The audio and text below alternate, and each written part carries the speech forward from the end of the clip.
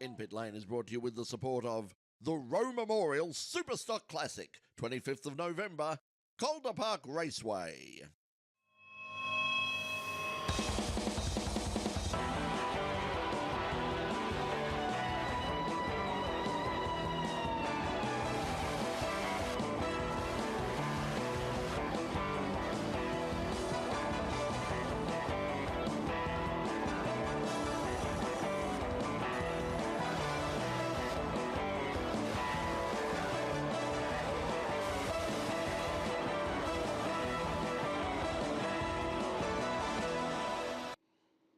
Hello everybody and welcome to another edition of In Pit Lane, coming to you live from our brand new studios. We were in brand new studios last week. We're even in newer studios this week. And as a result, there's no band, there's no graphics, there's very little. But what there is joining us a little bit later on as a guest. And that guest, after many weeks of promising, is John Davison, the former promoter of Sandown International Motor Raceway, the man behind the Eastern Nats, former Formula 5000 driver, and of course a member of a motorsport dynasty in this country, going back to his father, Lex Davison, and right through to his son James and his nephews, and just there's millions of them. They're everywhere.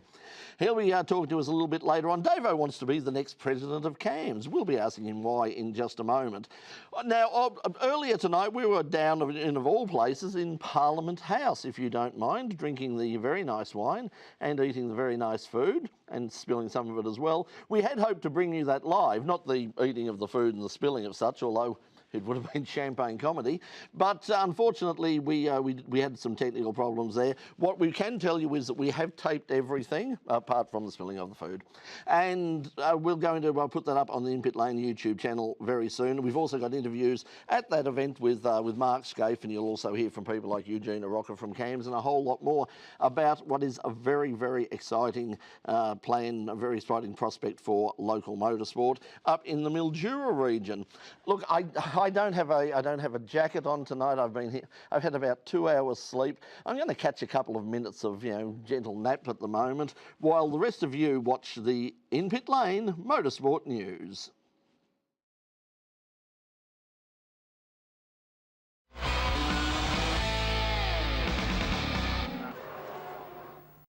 English driver Dan Ticktum has won the biggest race of his short career with a surprise victory in a chaotic Macau Grand Prix. Ticktum pulled a Steve Bradbury moment out of the hat when the two leading cars both crashed on the final corner of the race. Ferdinand Habsburg was leading long-time leader Sergio Sete Camara after a spectacular outside pass at the R-Bend. Sete Camara lost the rear end mid-corner and crashed into the barriers, while Habsburg ran wide, putting him into the wall.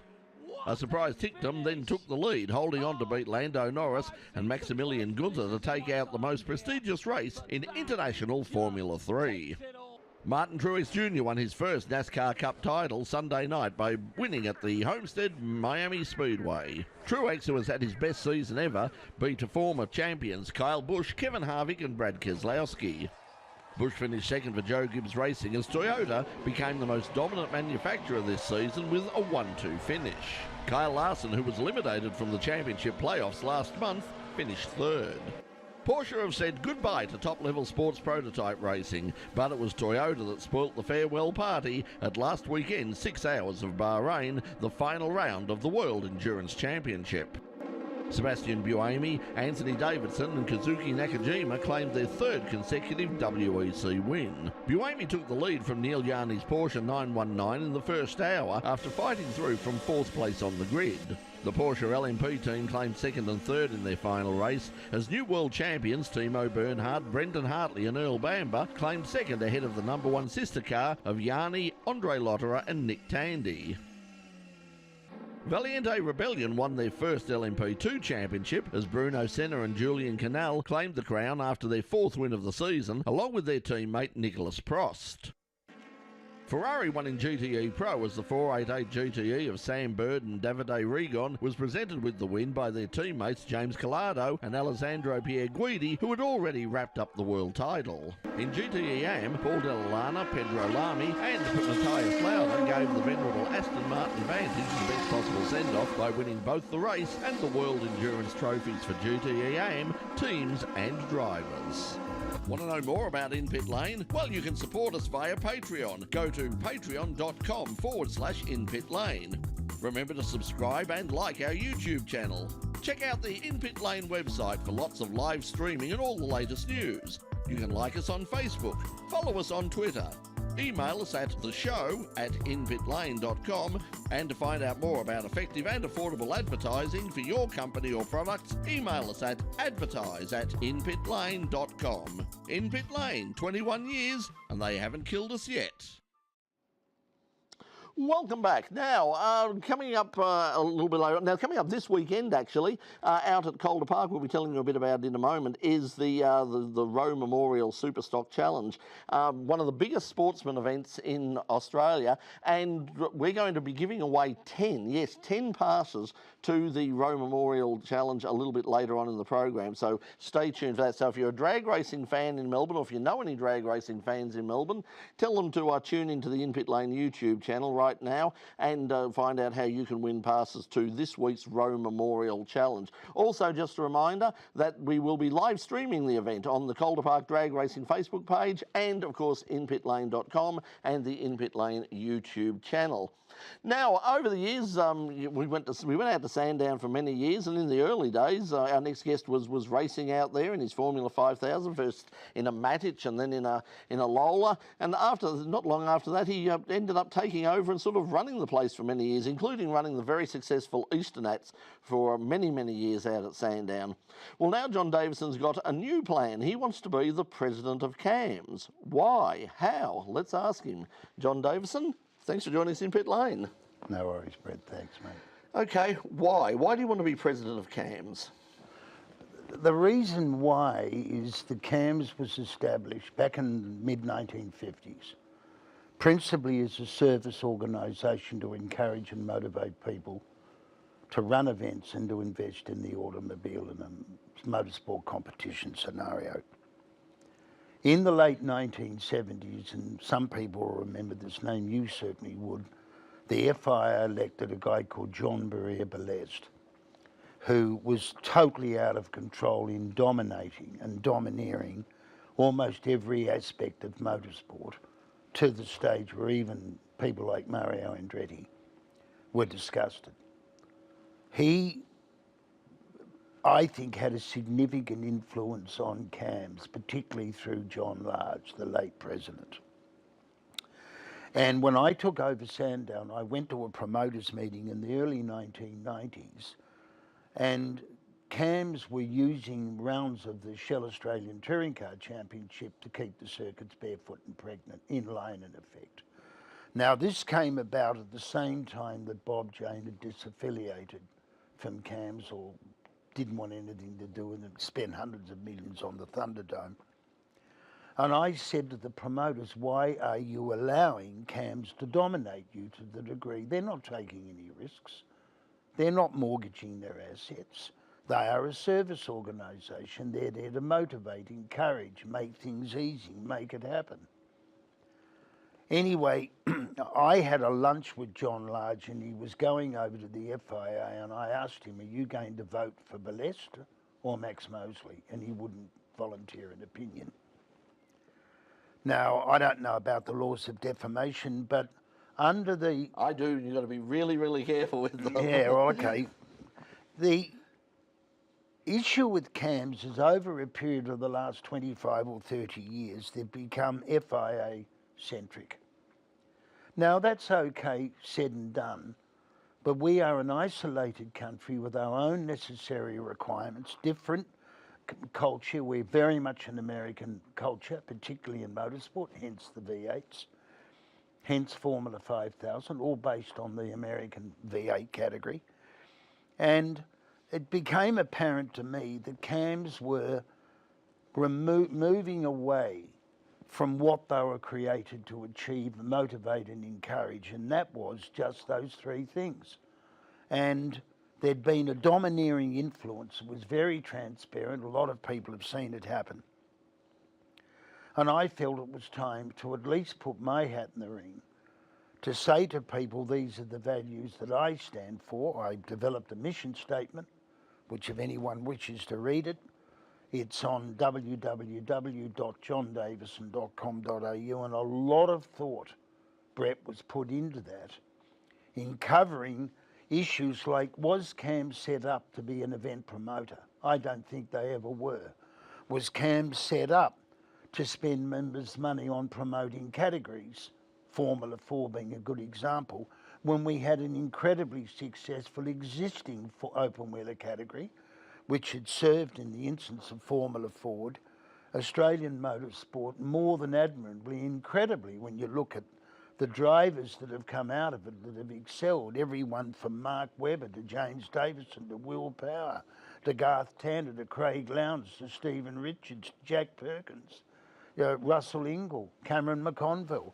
You could go on for an hour with the names that category had a prestigious national championship. It was incredibly competitive.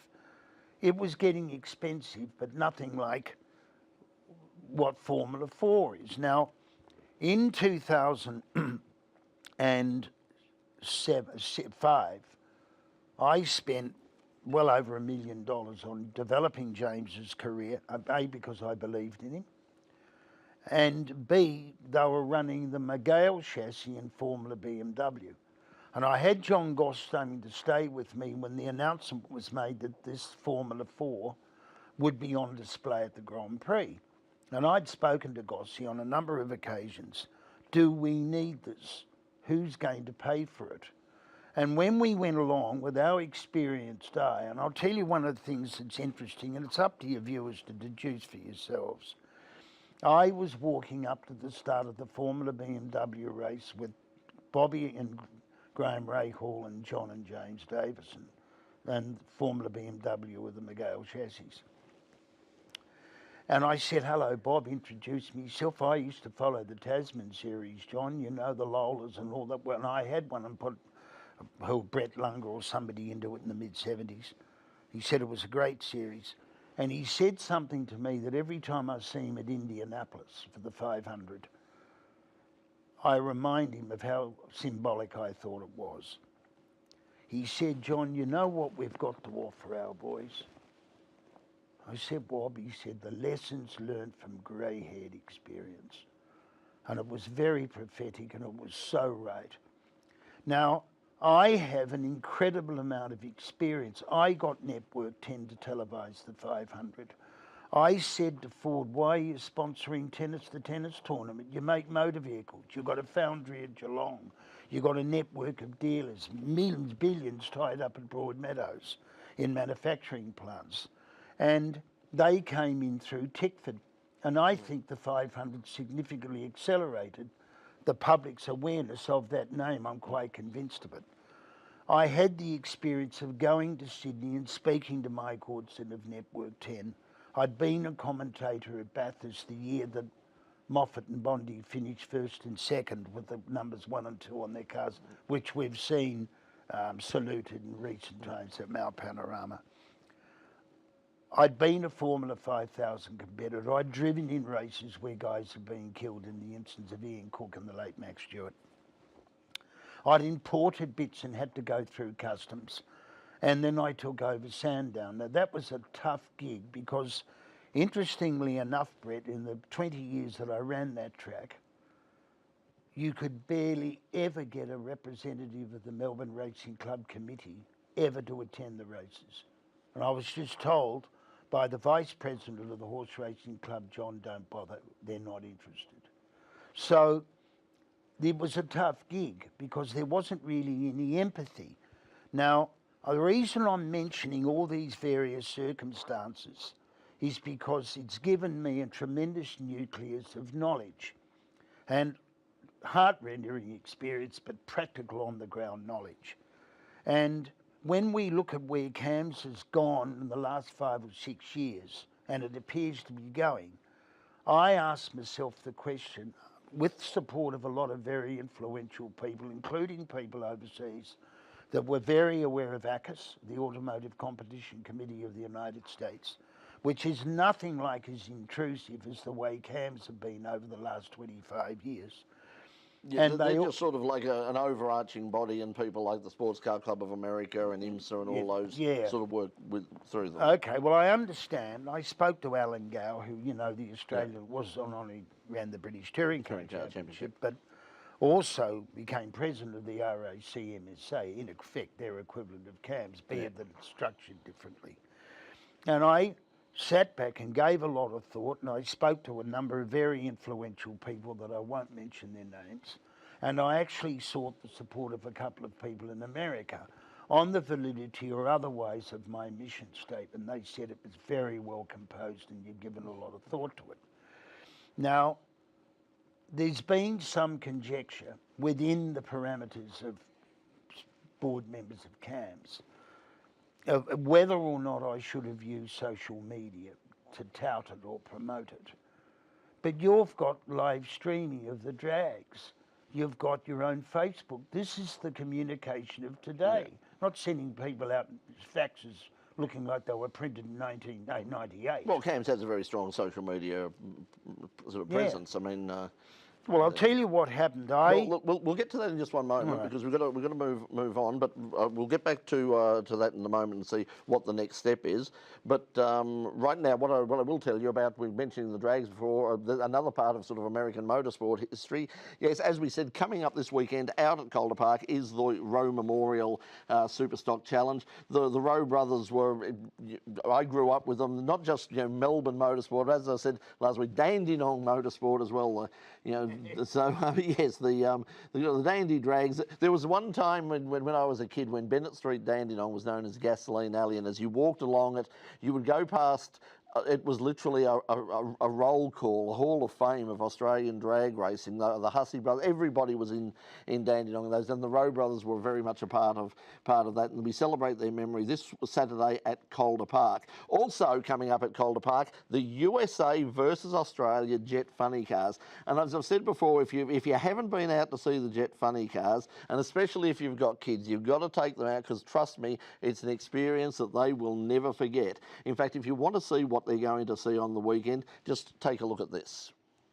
Faster Super Stockers and the fire-breathing USA versus Australia Jet Funny Car Challenge. Drag racing action returns to Melbourne's Calder Park with the Rowe Memorial Super Stock Classic. See the nation's fastest drivers battle it out for the prestigious Rowe Memorial Super Stock Trophy. Plus, the spectacular USA versus Australia Jet Funny Car Challenge lights up the Calder Park night sky. Gates open at 9 a.m, racing at 4, and tickets at the gate. The Rowe Memorial Super Stock Classic, Saturday night, November 25th at Melbourne's home of drag racing, Calder Park Raceway. Now, if you would like to be the guest of Calder Park Drag Racing and in Pit Lane this Saturday at Calder Park, we've got 10 passes to give away. If you would like to enter, whether you're watching us on Facebook or watching us on the In Pit Lane YouTube channel, just go down into the comments and basically just say something nice like, Brad, could I please have a ticket to Sandown? And we will get some fabulous random number generator type thing, which is all over the internet, and I've checked on the legality of this, and it's all wonderful. And they will pick out at random 10 lucky In Pit Lane viewers to head out to Calder Park this weekend. Now, if you can't get to Calder Park, if you're in Melbourne, you should, but if you can't, just remember that we will be live streaming from the event this Saturday afternoon right through Saturday night through all the eliminations and the finals. So check out the Calder Park Drag Racing page on Facebook, and also, of course, inpitlane.com and the In Pit Lane YouTube channel. And we thank Calder Park Drag Racing for their support for In Pit Lane and RMO TV Student Television. Back to John Davison now. Well, we've gone through, in terms of what you want to do, how do you do it now? Let's say you want to be the president of CAMS, how do you go about it? What's the process? Well, how I've gone about it is to state my philosophy. In other words, if you want to stand for politics or mayor, people want to know what you stand for. What do you identify as the key issues you can improve? And the mission statement does that without necessarily criticising any particular individual. But like any management structure, whether it's a football team or whether it was Ron Dennis running McLaren or Bernie running Formula One or the France family running NASCAR, organisations are like water. It never runs up, it trickles down. And so the influence from the pinnacle people, which is the president, and the influence he has on the board. And it shouldn't be forgotten that the president and the board are in charge of monitoring the performance of the CEO, which is Eugenia Rocker in this particular instance. Now, under the Australian Securities Commission, there is only meant to be a limited tenure that these directors can hold office. What they've done is backdated it about 3 years and said, oh, we're starting from them. But some of the directors had been on the board of CAMS or president for years before this prerequisite was basically established. So how long has Andrew Papadopoulos been president? It has been a very, very long time. Yes, it would have to be. I think the last time we had him, we spoke to him on the show was at least 5 years ago. Anyway, look, I'm not out to assassinate anybody's character. I'm just out, and the feedback that I have had is that what you've had to say, John, has had an influence on making people think. Now, that's the first thing that you've got to try and get going, is the brain process. What's he got to say? Has he got any validity? It'd be interesting to get the reaction to this interview. And the way I went about it was a lot of thought using Facebook. And I identified the directors and the constitution on how, and this is the difficulty in getting nominated. Now, you can only be nominated and seconded by current board members of CAMS. And there's one from each state, and there's 3 invited directors. Now, they obviously got to say, I understand the FIA steward, Gary Connolly, may well sit in on the board meetings, but he doesn't have a vote per se, but he's got a lot of influence. And what I set about doing was endeavouring to ring and contact, just gently, after they'd got a copy of the mission statement. And I went and had a meeting with Terry Atkinson in Tasmania and Norm Gowans from Victoria. And both of them, and it's very important I clear this up, both of them were prepared to listen, but at this stage they made no commitment. And bear in mind that the nomination process for the president of CAMS does not arise until August next year. So I wanted to put this forward on social media, programs like your own, whether or not it's on Speed Cafe or it might be Auto Racing One in the States, to let people know that I was interested, that I feel I've got the credibility, there's no question, and attached to the mission statement you will see bios, Dad's, Lex, mine and James's, and you can deduce for yourself what you think my experience curve's been, getting back to what Bobby Rahal said, the lessons learnt from grey-haired experience. And so, in effect, at this point in time, I have only partially achieved what I wanted to do. Now, I received a phone call at 8:45 in the morning about 3 weeks ago. I won't nominate who the director was, but it was the most outrageous, insulting telephone call I have ever had in my life. Basically saying you're a second-rater, Davison. You've done nothing. Get out of our window. Don't waste our time. You've got no hope. And he hung up on me, a director of CAMS. Now, in any serious sporting organisation, an individual that conducts himself like that should have his services terminated. This particular guy is not an elected, he's an invited director.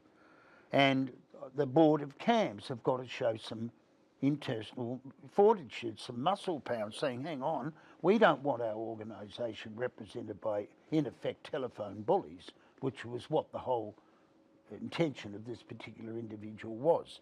But so you drive a Formula 5000 and you come unstuck on the first corner.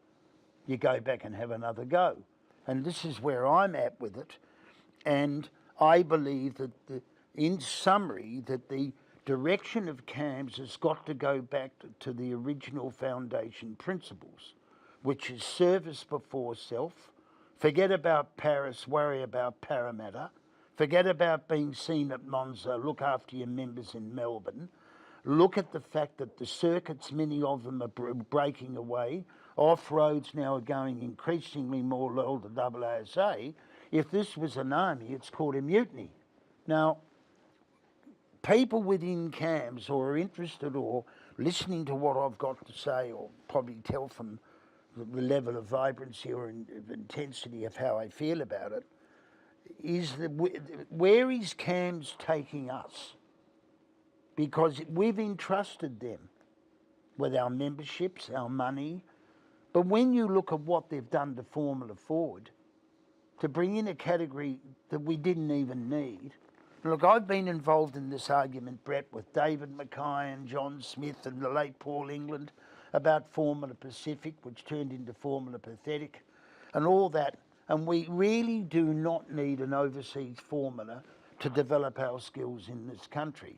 We needed a solid foundation. We've got a chassis manufacturer here, 30, 35 car fields, which they will never get in Formula 4.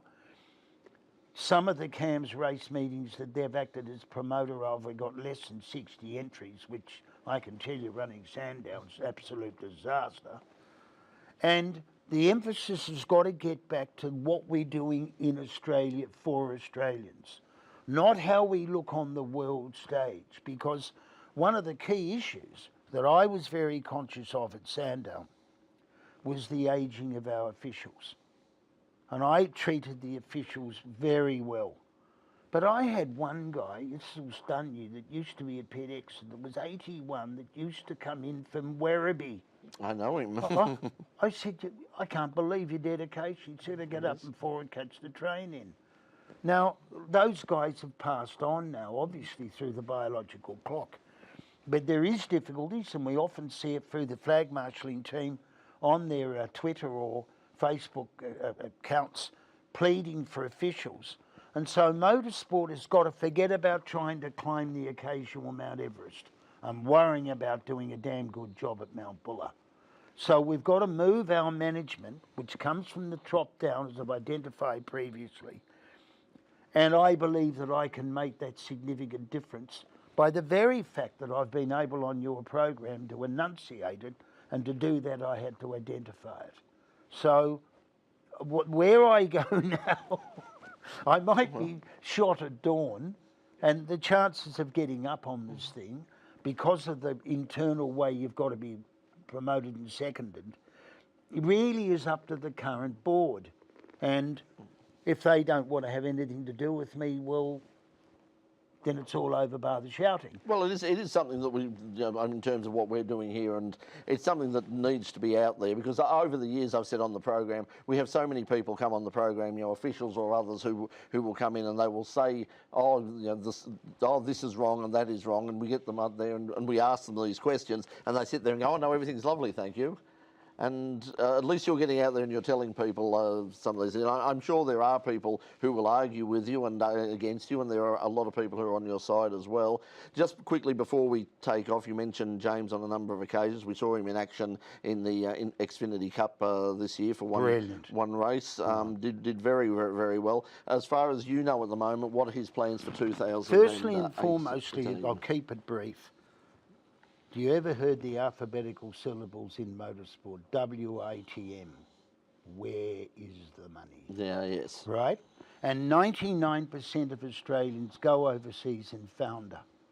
James has got the friendship of the Holman George family. He lived with them. They own the world's greatest racetrack. Brad Hollinger, that put the money into the two Joe Gibbs Racing Xfinity drives at Road America, which he started. He started Mid-Ohio as well. But behind the scenes, one of the guys in the same team was in the championship, and James was, and he agreed on the radio not to pass him or bugger him up. But, he finished in the first 3 or 4 from here to across to where the cameras are. But one of his sponsors is Brad Hollinger. Now, Brad Hollinger bought Toto Wolff shares in Williams when he left Williams and went to Mercedes. And I've spoken to a number of people, and it's an unbelievable marvel what he's doing. Now, one of the things that I've got an agreement with James is don't let the cat out of the bag before it happens. I can only tell you that he's had some very important meetings. He went to Phoenix for the NASCAR race and met Joe Gibbs. And he said when he first went to the racing team, they had 700 people on the staff. I said, what do they all do? He said, Dad, you have to see these operations. the size of them, sponsorship, their own private, not Cessnas, but huge big jets like you get at Tullamarine. And I know they're keen. I know Toyota were very impressed with him.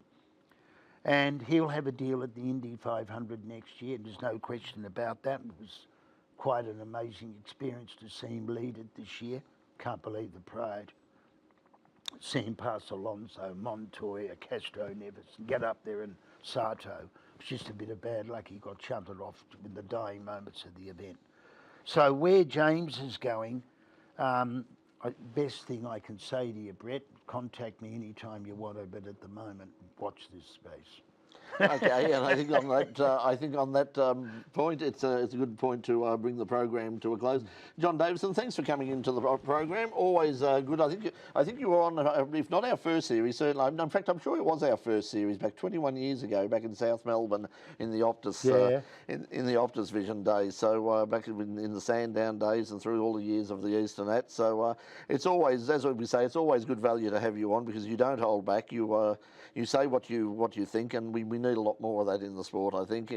Well, the two dreaded C's of running Sandown were Cochrane and Cams. They were the two dreaded C's we had to deal with.